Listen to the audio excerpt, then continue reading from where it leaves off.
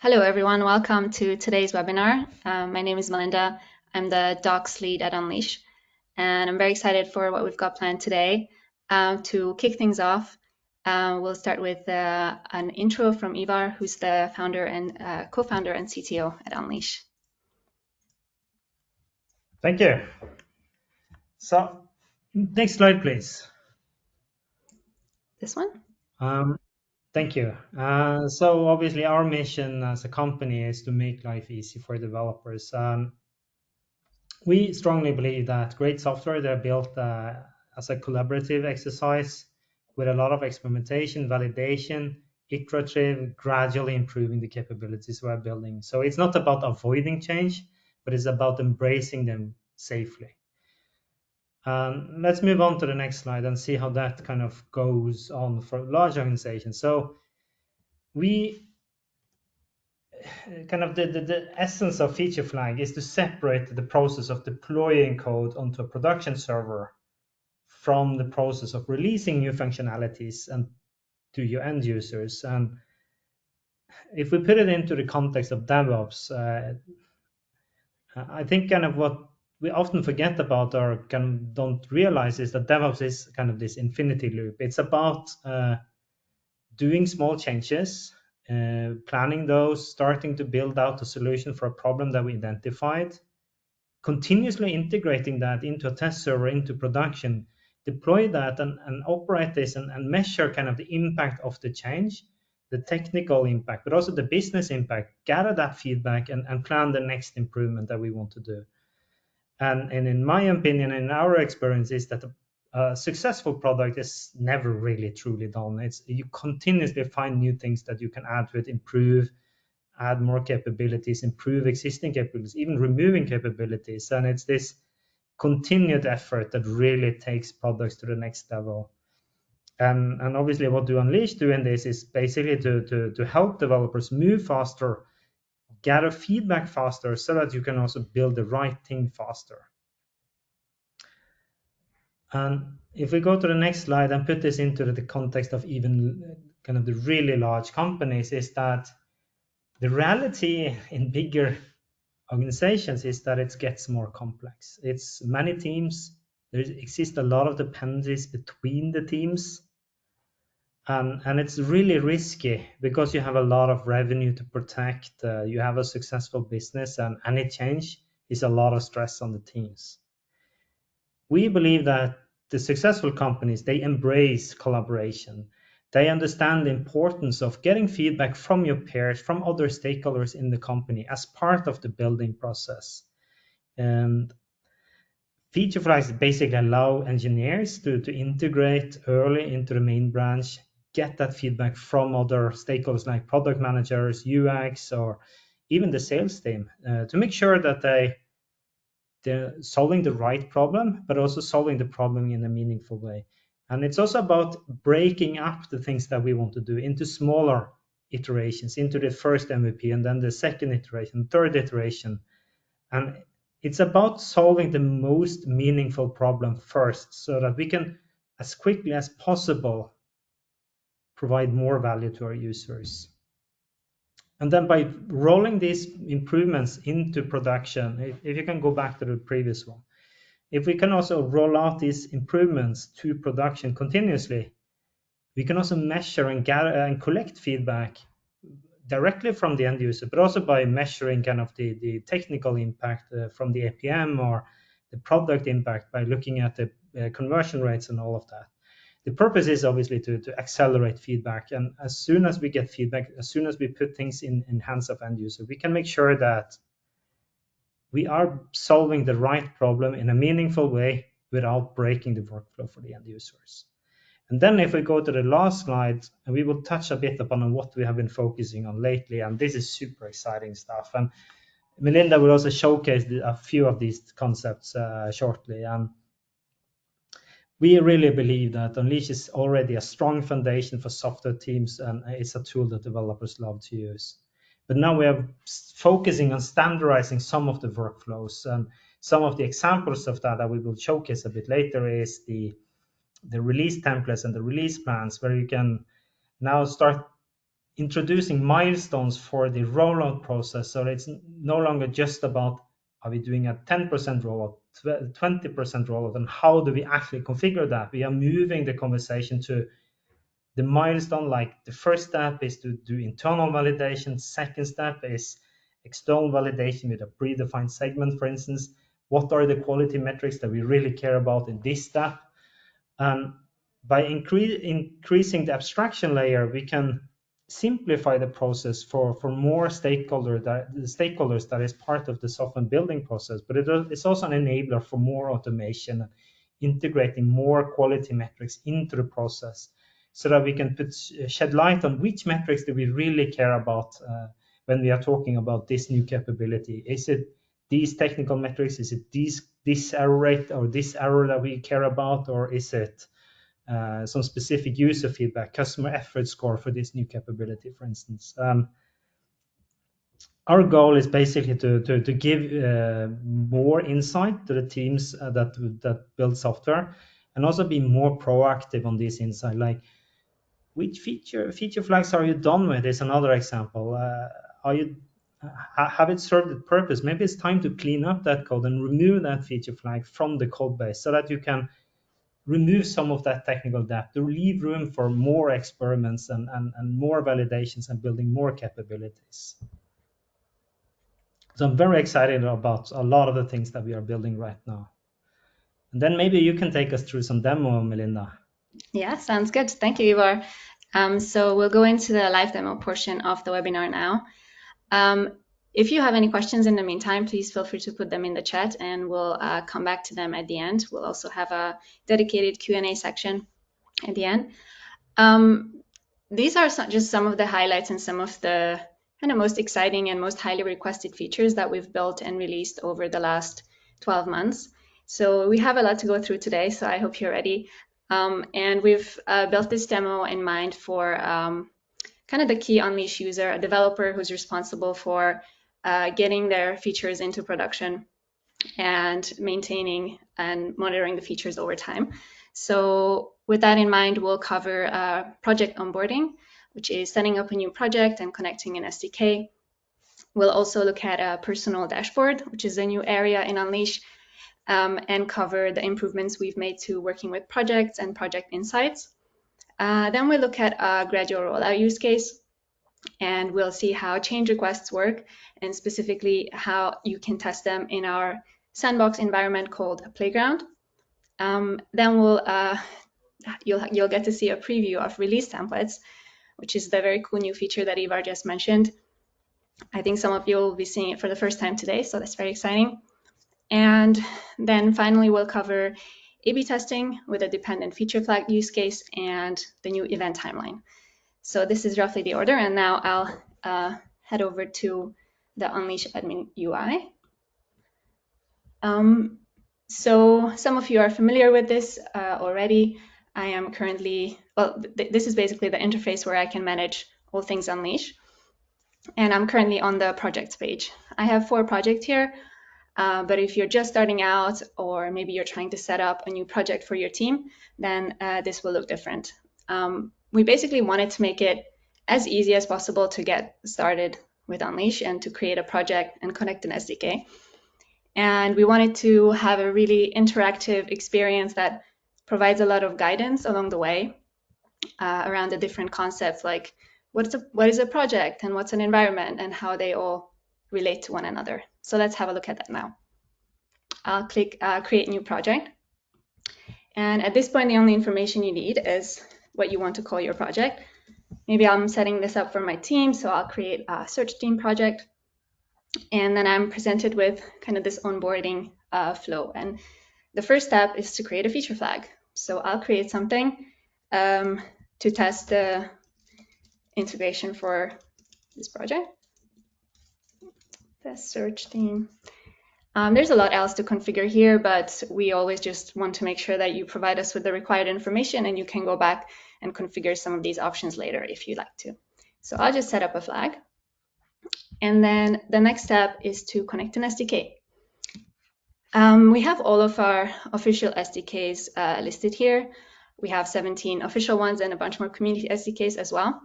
And you can select any one of them and then go to the examples. So for each of these SDKs, we have examples on GitHub that you can fork to like kind of quickly get started. And we also provide them as examples in CodeSandbox. So it's a very easy and quick way to get started. For the purposes of this demo, I will just use the JavaScript SDK. And in the first section, I get to decide what environment my feature flag should, or like this API client that I'm creating should have access to. And then I can generate an API key.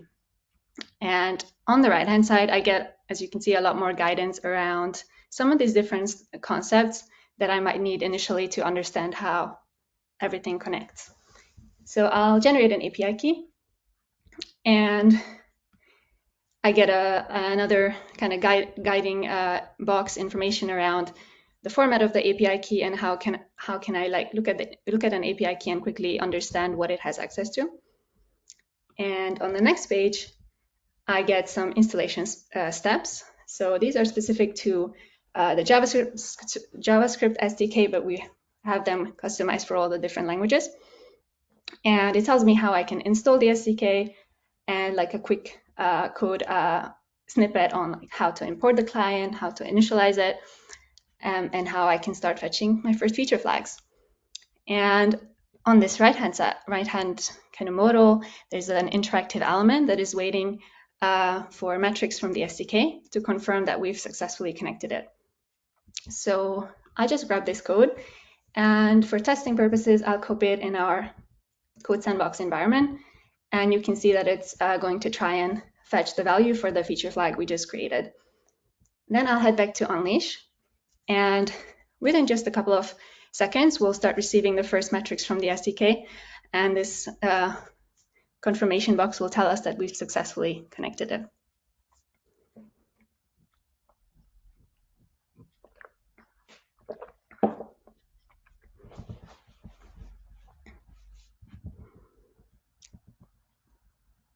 Sometimes it takes a few seconds. There it is.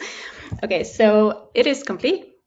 And now that I've successfully connected it, I get some more guidance around how to make this configuration production ready, and I get some additional resources on like where to go next, SDK code examples, and so on.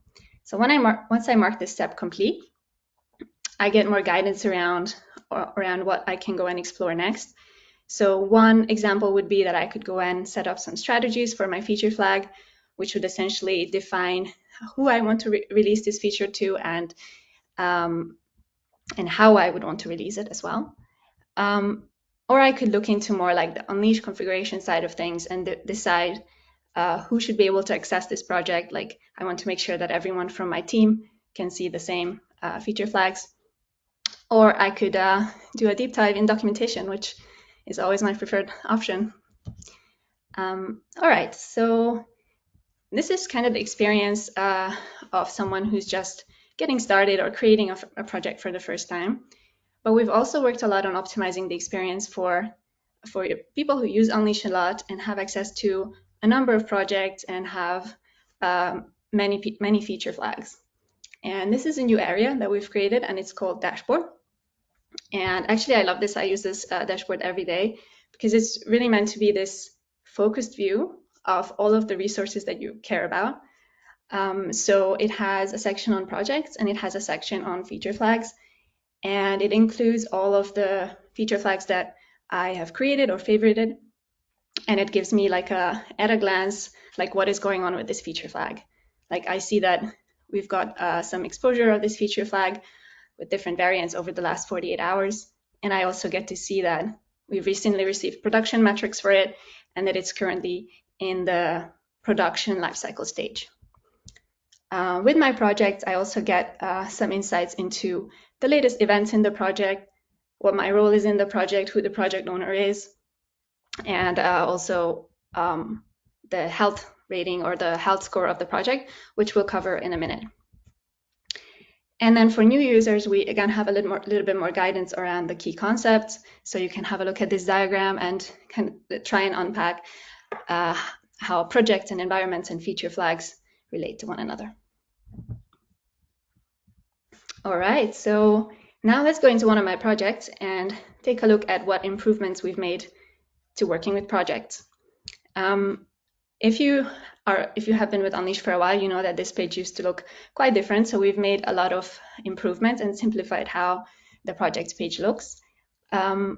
Specifically, we now list all of the feature flags that are in the project with all of the key information that we've seen previously as well, the life cycle, the data around when it was last seen in an environment, and whether or not it's enabled in all of the environments that I've configured for this project. But if I only care about some of this data, I could also hide some of the information, and maybe I'm only interested in knowing like when whether a feature flag is enabled or not in my environments. And we've added some search and filtering capabilities as well. So even if you have a lot of flags, it's very easy to quickly find what you're looking for.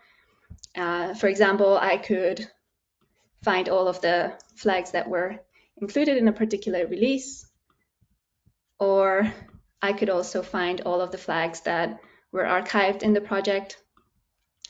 And it's really easy to basically quickly find the flag you're looking for. And another cool thing on this page, which is new, is the project status dashboard.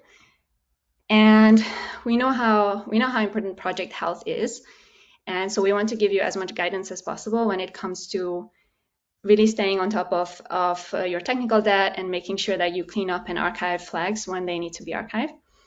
And so, for example, this first section with the project health dashboard, it tells you how many healthy flags you have in the project compared to the flags that are stale and need to be cleaned up.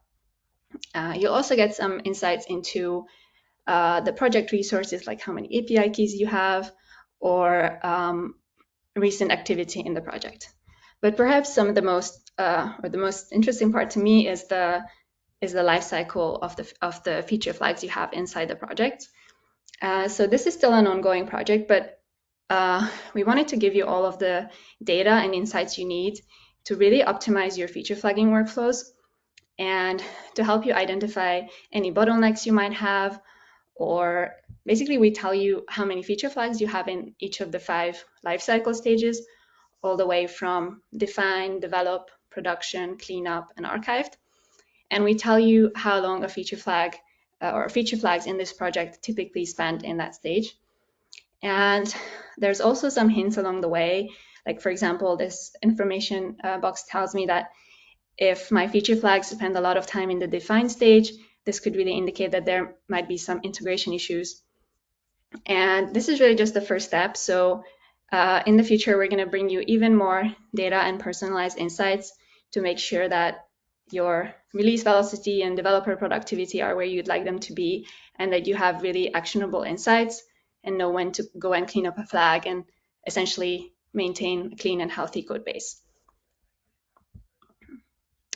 All right, so you can see that in this project, I have the option to enable and turn off a flag in production without any additional steps. However, in most organizations, you do need at least some kind of an approval flow to be in place for at least the production environment. And this feature in Unleash is called change requests. And it is great because you can basically require any number of approval steps for any environment that you would like.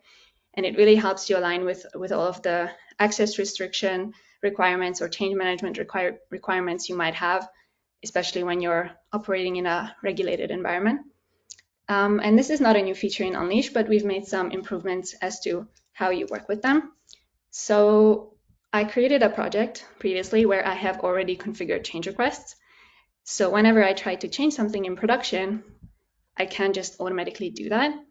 Instead, I have to add my suggestions to a draft, just like you would do, for example, for a PR. But instead of just enabling this flag or requesting to enable it, I want to use it to go through a very simple gradual rollout use case. And as I'm sure you know, gradual rollout is awesome because it allows us to slowly start rolling out a feature to just a subset of our users and make sure things are looking as we expect them to, and that we get to essentially test in production or on real users and real data, and that we evaluate as we go along. And should anything go wrong, we can just roll back at the click of a button without having to redeploy the application. So to set this up, I'll start with, let's say I want to start with rolling out all of our beta testers. So to do this, I'll set the rollout to 100%, but define a specific constraint. And this is where I can define essentially the conditions for who should fall into this category. And in this case, I'm going to find a custom context field that we have at Unleash, and it is essentially a Boolean of true or false of all of our beta testers. And if I select true beta, then anyone who falls into this category will get to see the feature. So whenever I'm happy, I can add this change to my draft. And last but not least, I want to also start rolling out the feature to, say, 25% of everyone else. No, let's do 50%. I'm feeling very confident with this feature.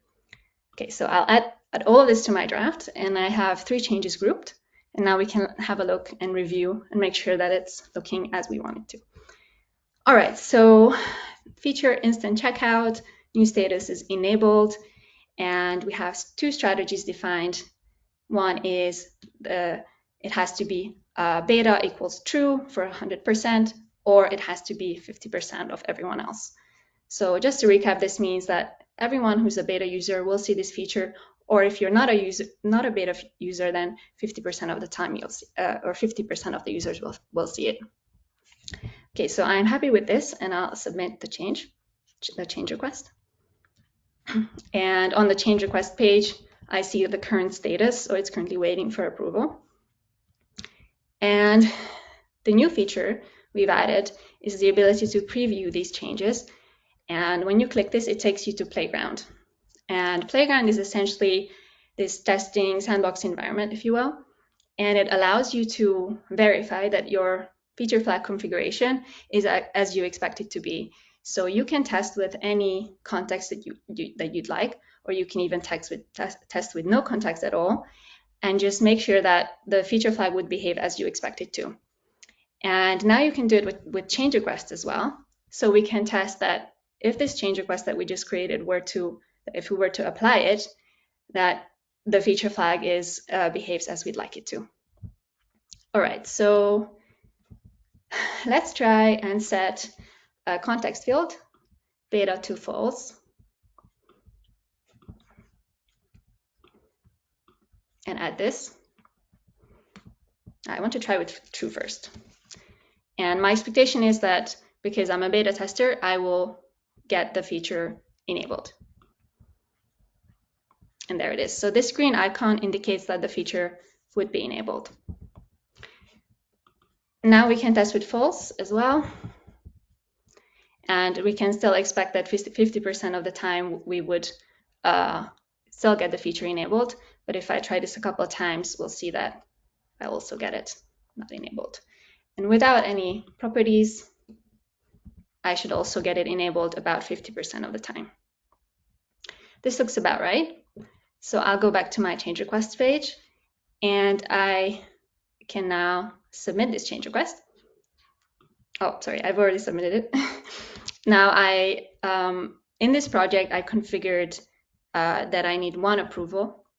And I also personally have the permissions in this project to approve my own change request. So for demo purposes, I'll approve this. And at this point, I either get to apply the changes, or I can schedule them to apply at a later time. So for example, if I want to start rolling this out at 6 a.m. tomorrow and I don't want to wake up that early, then I can just set the time and schedule the changes, and they will apply at the correct time. All right. Now I'll apply them just for fun. Great. So let's say that this release is gone super well. I'm very happy with the different phases that I've defined. And eventually I rolled it out to all of my users. And in fact, I'm so happy with how all of this has gone that I want to kind of replicate the success of this and make sure that for example, different teams in my company can also adopt the same process. And so instead of having to redefine the same strategies over and over again, we've come up with release templates. And this is the new feature that we've mentioned. It's available under the Release Management tab, or it will be. And essentially, this feature really helps you standardize the way you roll out features to your users. And you can define different milestones. Like in this example, I created a template for a UK rollout with 3 separate distinct milestones. And these milestones, they execute in kind of a sequential order. And you can create the template once and then apply it to any feature flag that you like it to. So once you have a process that you really like and it works well, then release templates can make sure that you have this repeatable, consistent process across the board. So for this specific template, I defined 3 milestones. And my first one is what I call the beta rollout phase. And it goes out to 100% of my beta users and no one else. That's it. The second milestone, I continue to roll out to all of the beta users. And at the same time, I start with 25% of my user base who match this criteria of country equals UK. So continue to release to all beta, and at the same time, 25% of UK users. And the last milestone is 100% of UK users. Right, so I'll save these changes. And now if I want to apply this template to a feature flag, I can find my UK release checkout feature flag. And as you can see, it currently has just the one strategy, which we'll remove. And instead of starting to set up these strategies manually, I will select one of the available release templates. And this is the one I created. And you'll see all of these strategies as part of the milestones were added. And once I'm happy and I'm ready to start a rollout, I enable the feature flag in production, and milestone 1 is running. And once you're happy, the beta testers are happy, and you're like, okay, let's go to milestone 2. You just press start, and then you move on to milestone 2. And if at any point you need some more time to evaluate what's going on or something has gone wrong, you can just turn off the flag, and the milestone will be paused. And then you can either go back and start milestone 3 or go back to milestone 2. And I'll have to enable the flag again. And that is release templates. So we're just starting to roll this out in beta. So if you're interested in trying it, then let us know, and we'd be very happy to enable it for you.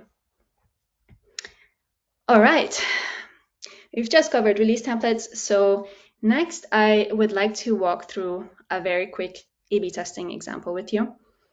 And A/B testing is one of the key features Unleash supports as well. And essentially, it allows you to define different variants of a feature and expose different variants to different user segments.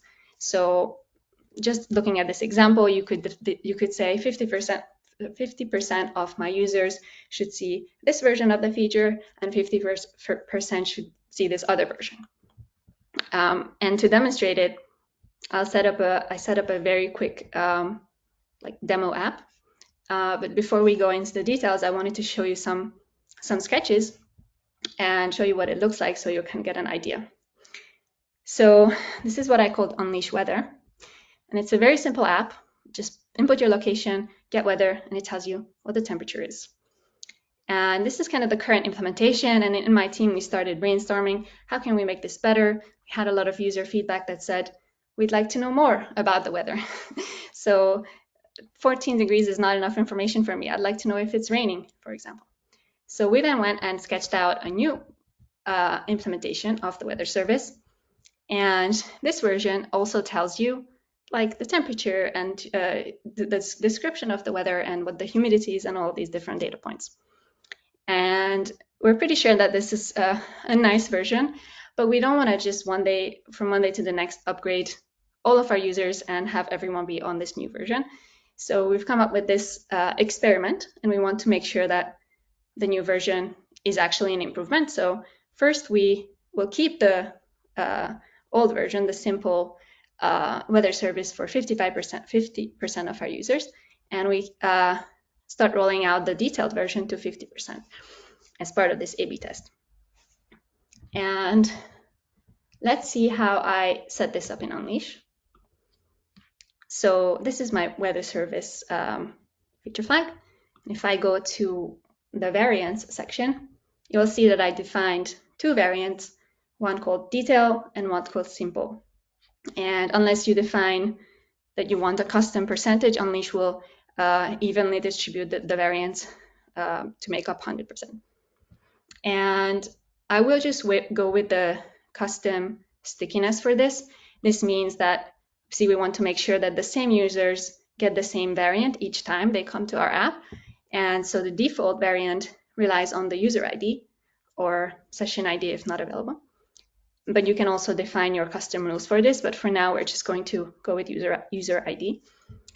And in our actual testing application, you'll see that I have the app built and I'm fetching the feature flag called weather service. And depending on what variant I get, I display a different result.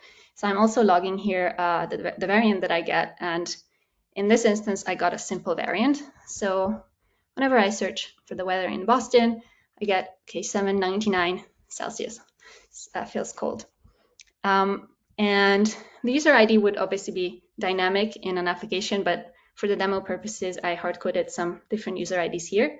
So let's try with user 1, and let's try a different city. Okay, now we got the detailed variant. Okay, this is great. It seems like we're doing really well, but just to make sure that the detailed variant is as per our expectations, we can also use a feature called impression data and send this data to any analytics tool. So I don't know if you can see the code, some of the code here, but whenever the Unleash, the SDK calls is enabled or get variant on the Unleash client, it can send these impression events to any third-party tool. And these events include data around any specific feature flag activations. And so in your analytics tool, you can combine this data with anything else that you might be collecting and really make informed decisions about what version of the feature to keep. Now I want to go back to my sketches and say, we're very happy with the detailed variant and how it's doing, but we've had a lot of user feedback that said, oh, I would love to select an option to view the temperature in Fahrenheit instead of Celsius. So we went ahead and built this little toggle component where the user can select if they want Celsius or Fahrenheit. Okay, this is great. And I already set up a features flag for this in Unleash. And I call it a temperature service. So let's try and enable it. And when I go back to my app, you can see that there's a toggle. And so I can select if I want it in Celsius or Fahrenheit. This is where I was born. So let's see if it's cold for my mom. Oh, 50 degrees Fahrenheit. So this works really, really well. Let's try with the simple variant as well. So I see the selector and let's try Vienna. Oops, it's not working. Why not? Well, it turns out that we have forgotten to implement the, like our simple weather service implementation cannot handle the Fahrenheit option. But given that we already know that the detailed variant is the one we want to keep, I'm not sure it makes sense to update the simple variant to just support this new functionality as well. So instead, this is where the dependent feature flags comes into the picture. And on my sketches, you can see that with Unleash, what I can do is this feature flag that controls the Celsius Fahrenheit toggle, I can group it together with the detailed variant only. So I can set up a system where this toggle will only ever be displayed if the user gets the detailed variant, and it will not be displayed when it gets the simple variant. And I can do all of this without having to change a single line of code. So I'll go back to Unleash, and I open my temperature service. And in the dependency section, I add a parent flag. And I want to depend on the weather service. And there are three options you have here. You can either depend on the weather service being enabled, so only show the toggle when the weather service is enabled. Then you can also depend on the parent flag being disabled, or you can depend on it being enabled with specific variants. So in this case, I want to depend on the feature flag being enabled only when the detailed variant is returned in a given user context. Just let me check the chat in case. Okay, that's fine. All right, so we've configured this dependency. And now if we go back to our app, you can see that with the simple variant, the temperature selector disappeared.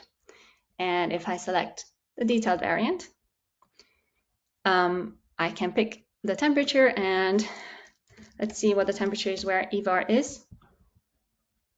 38 Fahrenheit. I feel like that's going to be very cold. 3 degrees. Wow. Okay. And there it is. So we've demonstrated how we can do an A/B test.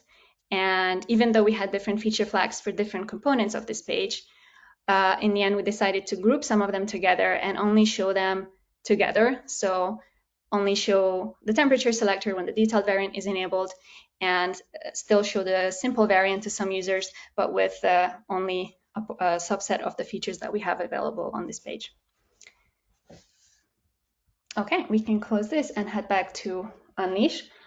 And there's just one last thing that I'd like to cover today, and that is events, and specifically auditing in Unleash. Auditing is basically a non-negotiable part of almost all software that you integrate into your systems, especially if you're especially if you're operating in, say, a FedRAMP compliant environment, you need auditing. And with Unleash, we have all of the, basically any action taken in the platform, we have a record of. But this past year, we've worked a lot on actually improving the experience of working with these events. So if we look at our event log, previously we had kind of this JSON blob, a list of events, and now we support like a nice human-readable, human-friendly display as well. And we've also added a lot of searching and filtering capabilities, so I can look at all of the feature flags that recently got enabled, or I can search for my weather service app, and it's already searched. Or there's different filters for different event types, and it makes it very easy to get started, to quickly find events. But whilst this is quite nice, and you can also export CSV and JSON and so on, whilst this is really nice, it's sometimes a little bit too much information. And especially if you're trying to debug something, it can be a bit hard to find the right data. And this is why we've introduced a new feature, and it's called Event Log. And you can find Event Log in your personal dashboard at the top. And what Event Log is it's essentially a focused view of all of the events, all of the most important key events that happened across your entire instance. And then you can zoom in either to like last 30 minutes or up to last 48 hours. And this is really useful because even if you're someone who, I don't know, like you're on the SRE team and you don't have the full context of all of the different projects and all of the different flags that people in your company have, you can still come to this event log and quickly identify some of the things that recently happened. So let's say something's gone wrong with the weather service, and in the last 30 minutes, and you're not sure, what it is and who to talk to, you can just come to event log and see, oh, Melinda enabled this feature 10 minutes ago, so maybe I should go talk to her and see if she can support me in helping debug this feature. And another thing that this event timeline has is signals from external systems that you've integrated with Unleash. So we now have this feature called Signals and Actions, and it essentially allows you to integrate any third-party tool like a real-time monitoring system with Unleash. and send signals to Unleash. If, for example, you're experiencing a really high error rate or a drop in conversion rate, you might be able to just automatically turn off a beta feature if that is the case. So you can define these automation rules where if certain signals happen in your system, then you can automate certain actions in response to that. So turn off a beta feature if you're experiencing a drop in conversion rates, for example. All right, and that was everything that we've got planned for the live demo today. And I have just a couple more product updates. Sorry, Ivar.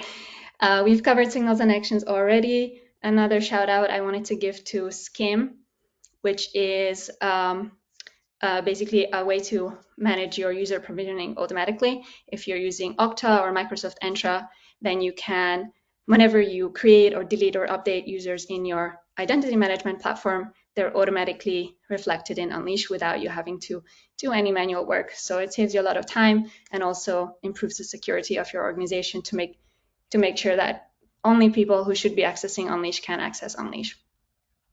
And last but not least, we have a new Android SDK, and it basically comes with enhanced logging to support the native Android logging system. We've also made a lot of optimizations to respect the Android lifecycle and decrease some of the background activities as well as unnecessary polling. And it's we support Android 21 at minimum, but we've optimized the SDK to be Android 23 and above.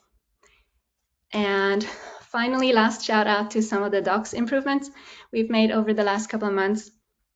So we not only have a new look and feel to the docs to provide a more consistent experience when you're switching between the Unleash admin UI and docs, but we've also come out with a bunch of use case tutorials covering topics like how to perform a gradual rollout, how to do an A/B test, how to do trunk-based development with feature flags, how to implement your auditing and access controls. And we have also come up with a dedicated section on compliance because we know how important it is that when you operate in a, for example, FedRAMP compliant environment, that any system that you bring into any software system that you bring into your stack has to also meet the same compliance standards. And if you're using like a homegrown feature flagging tool or a third-party tool that doesn't support these same compliance frameworks, then you really either risk like losing your certification or you introduce some unnecessary risk. So we wanted to make it super clear, like what are the different frameworks that you can comply with, like FedRAMP compliance, ISO 27001, and also SOC 2 Type 2. And for each of these frameworks, we have a very detailed table that tells you, okay, for this specific control dictated by this specific framework, this is the Unleash feature that you can enable and make sure that you comply with these regulations. That was all from me today. And I will now go over to, oh yeah, we have one more update on our pricing. Ivar, do you want to take this one? Yeah, I just wanted to quickly introduce. So we are very focused on solving need for enterprises where we know compliance is very important. We know SSO, being secure, RBAC, all of that. And if you go to our pricing page, the plans page on our landing page, you will find that you can even now start with a free trial for the full enterprise experience. And we also reduce the minimum commitment to 5 users, and we making it very easy for any team to start adopting the full enterprise experience. And we will also very soon actually offer this for self-hosted. So even if you have requirements that it needs to run on-prem, we will very soon allow everybody to do a self-paced trial, but also run and buy fewer seats for self-hosted needs. Thanks, Ivar. Yeah, I put the link in the chat as well, but I think because I was sharing my screen, oh no, Michael put it as well. Okay, great. And now we can move into the Q&A section of the, let me see. Is there any, okay.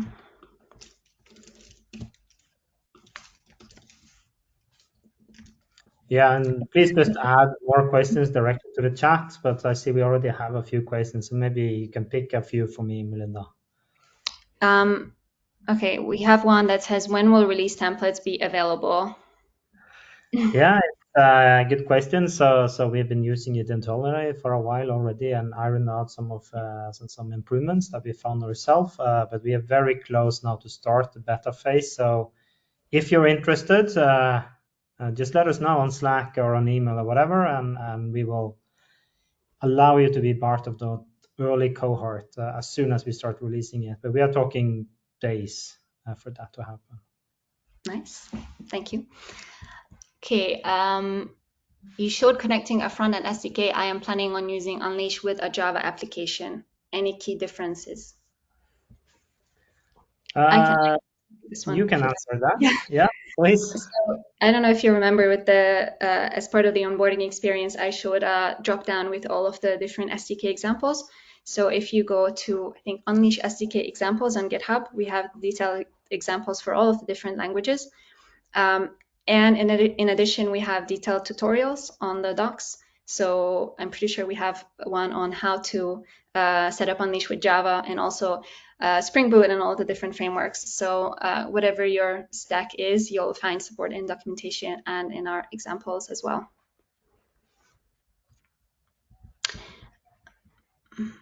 Okay. I am trying to figure out the best way to organize my flags. We have a bunch of independent teams who usually work separately, but sometimes they use the same flags. What do you recommend?